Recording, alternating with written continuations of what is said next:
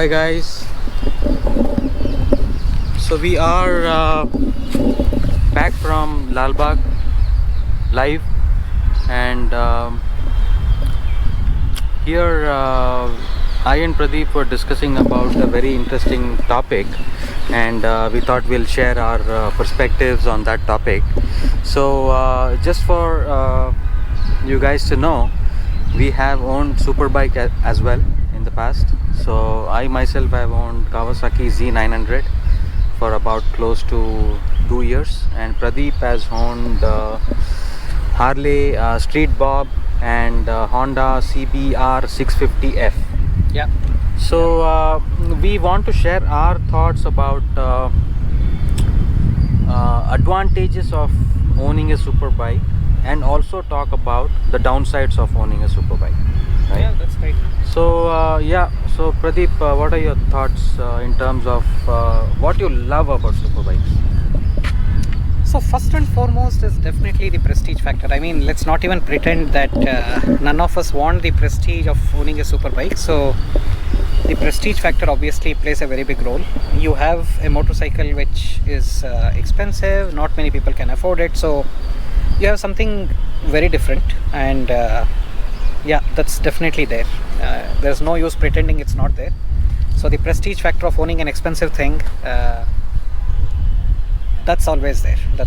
And secondly, I think technically super bikes are a lot more well engineered. A lot of engineering thought goes into this, lot of features, lot of engine performance capabilities, tires, brakes, everything. I mean, super bike, there's a reason why they cost so much money, right? So lot of high performance parts are put in it, very high quality and high performance parts, which have very low degree and probability of failing on you, because the manufacturers who actually stand behind these motorcycles, they have their reputation at stake as well.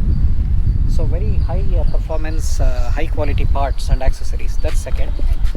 The third is the sound, the sound which you get with the super bikes. So that definitely plays a part. Even in the stock setting, the sound is something which will make people take notice that there is some super bike which is approaching you from behind. I certainly hear for it, so I know there is a super bike coming from behind. And especially if you enhance it, adding all the aftermarket pipes and everything, legality aside, but yeah, you can take it to whichever level you want. It's more pronounced. Very pronounced. If you do it, yeah. And with the adventure category sort of super bikes, lot of luggage carrying capacity, lot of capability, especially with the adventure category, you can take it to all sorts of terrains. Lot more things are possible.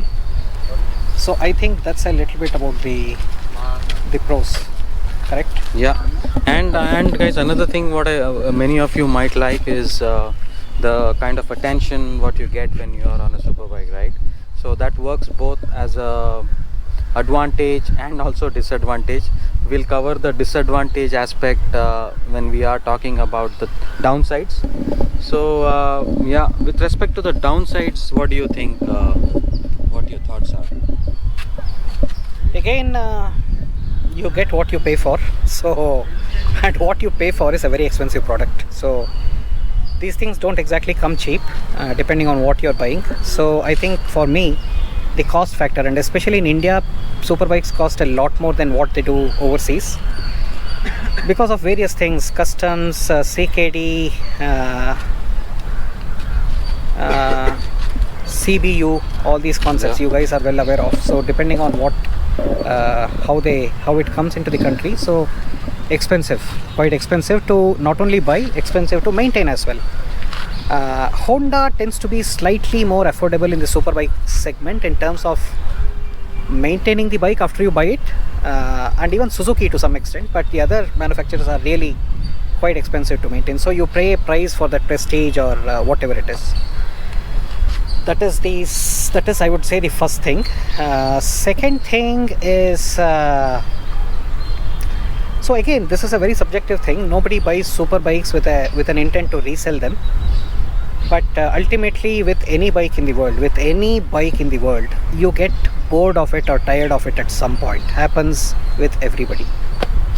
So when you try to sell it, you may find that you take the costs of depreciation quite a bit on your side. So first of all, these things are not easy to move in India because of how expensive they are, there is not a lot of turnover of these bikes. So you have to have a bit of waiting power in the market to stay till you get a good buyer who pays at least a decent price. So that's one factor. Third point is actually the day-to-day usability. So what I mean is, for me, these bikes had become more of a weekend or a Sunday bike and not bikes that I could use every day. So they would just sit in a corner gathering dust. If I rode on a particular Sunday, it got some action, but if that Sunday I couldn't ride, then 2 weeks it just sat doing nothing. And you will hear plenty of stories in India about people who buy these machines in a state of excitement and on a whim, and they do these first 2 rides, breakfast rides, Sunday rides. They will do a long ride or something. They will come back, and for weeks together or months together, they just sit in a garage, and they ultimately end up taking a decision to sell them. Yeah. So the day-to-day usability factor is another thing. So I think these were on my list, Vinay, for due to which currently they are not making much sense to me. But having said that, I may still do it at some point. I wouldn't say no. Yeah, absolutely right, Pradeep. As a biker, yes, you definitely get fascinated with something new and something exciting all the time. So now that we don't have those super bikes anymore, it doesn't really mean that we're not going to get one sometime soon. We might, something if really excites us. So from that point of view, yes, another con what we wanted to talk about is the unnecessary attention what these super bikes would get, right? So my bike, Kawasaki Z900, was a Kawasaki typical green color. So wherever it goes, it used to grab a lot of attention. Just I can't explain. And I was really worried to park it in the public parking lots, because people would come onto it, sit on it, fiddle with Press all the switches. Fiddle with all the switches, do a lot of monkey business over there, and take selfies, blah blah blah. So all of those things are a total Comes with the territory, I think. total turn off for us actually as a biker. And these are some of the thoughts as a person or bikers who have owned super bikes. So again, guys, it's very subjective, and if you love superbike, you should definitely buy it. But yeah, practicality is something which is very rightly said by Pradeep. So yes, it's not something you can use it on a day-to-day, but yeah, on an occasional instances only. So that's pretty much our thoughts on the super bikes, guys. Let us know your thoughts, comments, and suggestions. Thank you so much, and have a wonderful day. Thank you. See you. Bye bye.